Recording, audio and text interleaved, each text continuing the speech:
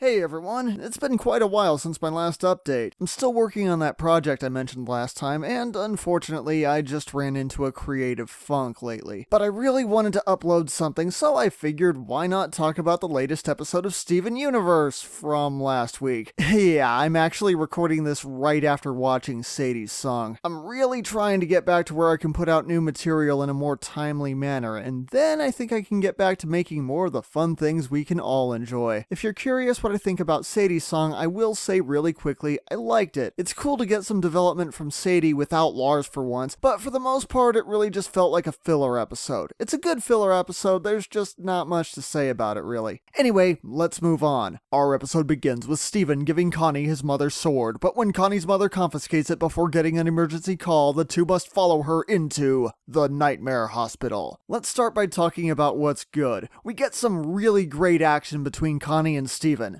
Not what I meant. It's really cool to see Steven getting more control over his shield. Meanwhile, Connie was kicking ass with Rose's sword back in Lion 2 the movie, so now we get to see how she does after a bit of training. Now, it's already been established that even the weakest gems are stronger than any human. Yeah, there was that part from Friendship with Peridot just kind of flicking Steven in the face for some reason. I'm still kind of hoping she did that on purpose, like it's part of some bigger plan that's going to pay off later. Maybe her foot has something in it that will let her keep an eye on the crystal gems, because otherwise that would be kinda stupid. But anyway, most of the gems are really strong, the experimental gem shard fusions are creepy as fuck, and on top of that, there's a really long build up to the final showdown. So to see Connie go through these things like they're nothing is really awesome. In fact, it almost looked too easy, but I think that's kind of the point. You can see that Pearl really has been training her to be ready for anything. I also like how Connie's mom, Dr. Maheshwaran, isn't completely helpless against the gem creatures. Despite all of her mother knows best bullshit, she actually does a pretty good job at not getting everyone immediately killed. And finally, we have Connie coming clean about all the magical stuff and how she took the lenses out of her glasses. This has been a long time coming, literally. They actually established within the show's universe almost a year has gone by since an indirect kiss. That alone makes this episode feel extremely necessary. Though while Connie says she wasn't sure how her mom would handle all the gem stuff, Dr. Maheshwaran doesn't seem all that fazed by it for the most part, so I don't really think it's about that. And for what it's worth, I know what it's like, especially when I was Connie's age, to have parents who tell you to be open with them, but then every time you try to have a conversation, it's fucking impossible. Meanwhile, Steven is super open about everything, and he has a much better connection to his family, but he also seems a lot more isolated from human society. Like how he doesn't know what school is, and he's never been to a hospital, so there are a lot of weird little ways that Connie and Steven really do complement each other very well. However, the episode wasn't exactly perfect, so let's talk about the not so good stuff. At the beginning of the episode, Connie and Steven begin joking around with this really bad medieval pronunciation like,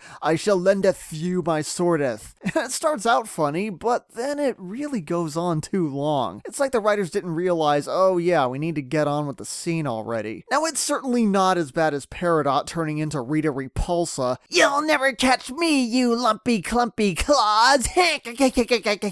But I don't know, it still felt like it was kind of distracting from the overall tone of the scene. I also don't like how Connie's mom gets selectively stupid. At the beginning, Connie and Steven try to hide the sword by disguising it as a coat rack, and almost immediately Connie's mom is like, "What the hell is this?" But then later at the hospital, I'm sorry, how do you not realize that your patient doesn't have a head? I mean, okay, she figured there was no heartbeat because the stethoscope wasn't working, but your patient has no head. Never mind that the creatures each have 6 arms and 4 legs, your patient has no head. Also, just a couple more nitpicks. Why did Lion leave when they needed to hide the sword but then come back in time to take them to the hospital? And I'm also kind of surprised that nobody ever mentions the phone call with Garnet from Fusion Cuisine. But overall, this was a really good episode. I give Nightmare Hospital an 8 out of 10.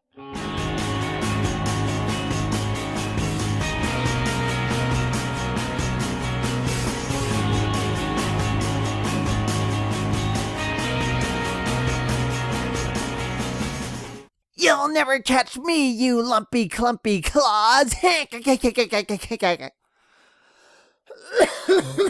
Oh god damn.